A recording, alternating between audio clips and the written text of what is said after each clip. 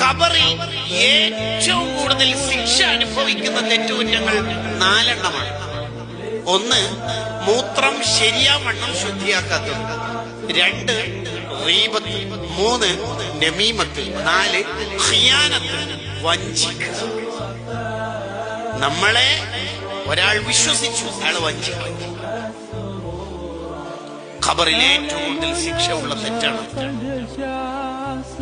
ജീവിതം തകർന്ന് തരിപ്പണാവും. കരാറ് പറഞ്ഞാൽ ലംഘിക്കാൻ പാടില്ല. ശേഷം പറയാൻ പോകുന്ന 3ാമത്തെ കാര്യം ഏകദേശം റിലേറ്റഡ് ആയ കാര്യമായതുകൊണ്ട് 2ഉം 3ഉം ചേർത്ത് വെച്ച് പറയാം. 3ാമത്തത് നിങ്ങൾ ഒരാൾ വിശ്വസിച്ചാൽ വഞ്ചിക്കരുത്. നേരത്തെ പറഞ്ഞത് കരാറ് പറഞ്ഞാൽ ലംഘിക്കരുത്.